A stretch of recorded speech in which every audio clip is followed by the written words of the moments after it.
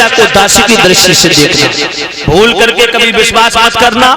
और मेरी कन्या को प्रेम करना, पति पत्नी का रिश्ता निभाना, पति पत्नी का कर्तव्य, पति पत्नी का दायित्व निभाना, कभी भूल करके भी दासी से भोग विलास की इच्छा प्रकट मत करना, वरना हमसे बुरा कोई है नहीं। महाराज यात्री बोले ससुर साहब यह तो सपने में भी नहीं सोच सकते, चिंता मत करो, मैं आपके वचन की मर्यादा अवश्य रखूंगा। देवयानी को शर्मिष्ठा के साथ ध्यान रखना भक्तों, रानी बन गई देवयानी, शर्मिष्ठा बन गई दासी। देवयानी के साथ शर्मिष्ठा को भेज दिया वेश पर बात देते हैं। जैसे जाकर के प्रयाग पहुंचे महाराजा ने राज्य में, आनंद पूर्वक देवयानी के लिए सुंदर महलों की व्यवस्था की गई, जहाँ पटरानी रहती है उस पटरानी की तरीके से देवयानी को रखा, हजारों दासियां सेवा में। और शर्मिष्ठा के लिए रंग महल से एक अलग जो महल था जहाँ दासियां निवास करती थी, उसमें व्यवस्था रखी गई है उसकी रहने की, खाने की, पीने की। और रानी की व्यवस्था सुंदर रंग महल में, आलीशान भवन बने, और दासियां रहती हैं, दासियों के साथ में शर्मिष्ठा रहती है। धीरे धीरे वक्त गुजरता चला गया। लगभग में बुद्धालाल भैया 6 महीना है गए, आनंद पूर्वक समय यापन हो रहा। देवयानी और महाराज यात्री में बहुत प्रेम, बहुत स्नेह, एक दूसरे को बड़ा प्रेम करते हैं, एक दूसरे के सुख दुख में साथ देते हैं, एक दूसरे की विचारधारा को समझते हैं, मन की भावना को प्रकट करते हैं, एक दूसरे से पूर्ण रूप से संतुष्ट पति पत्नी का बहुत सुंदर स्नेह दोनों के बीच। एक दिन महाराज यात्री जंगल में शिकार करने के लिए जा रहे थे।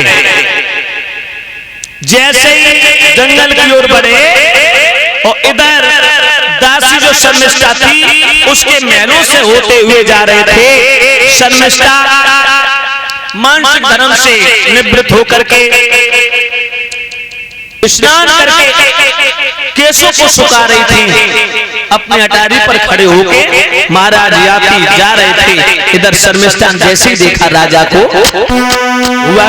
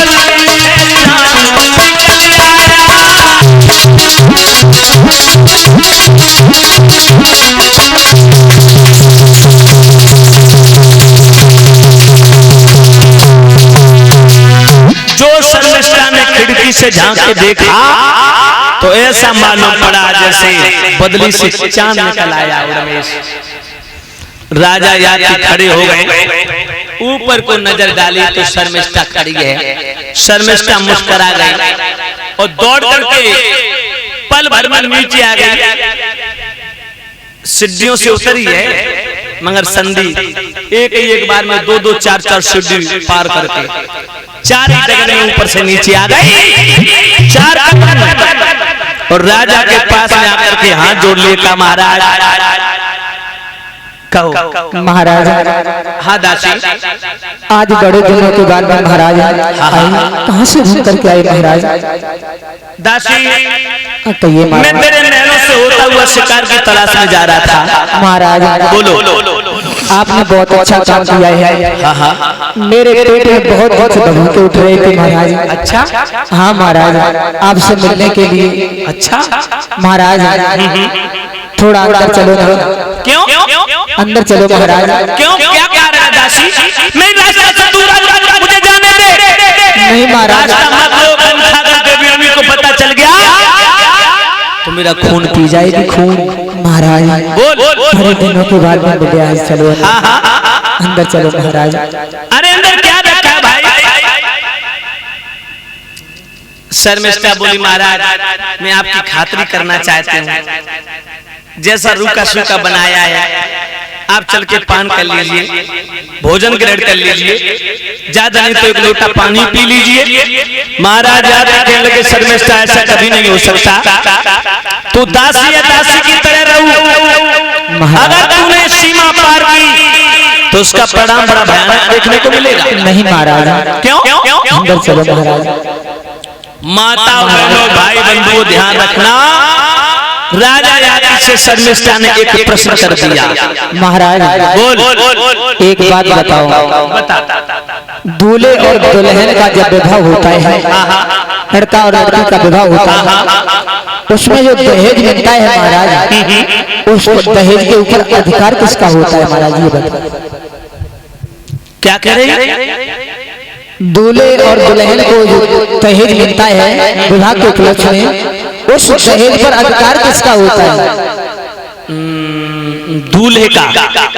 दूल्हे का महाराज अधिकार होता है। हाँ। तो मैं भी दहेज के रूप में आई हूँ, क्या मेरे ऊपर कोई अधिकार नहीं महाराज? शर्मिष्ठा शुक्राचार्य ब्राह्मण बड़ा खतरनाक है, तो अगर कोई गलत कदम उठाया तो खैर नहीं रहेगी। महाराज बोलो। मुझे मालूम है कि आप कायर हो। क्यों रे? क्यों? इसमें कायरता की क्या बात है? क्यों महाराज? माता बहनों भाई बंधुओं, शर्मिष्ठा ने भोली भोली बातों को राजा को फांस लिया, भोली भोली बातों में राजा को जकड़ लिया। माता बहनों भाई बंधुओं ध्यान रखना, विद्वानों ने कहा भी है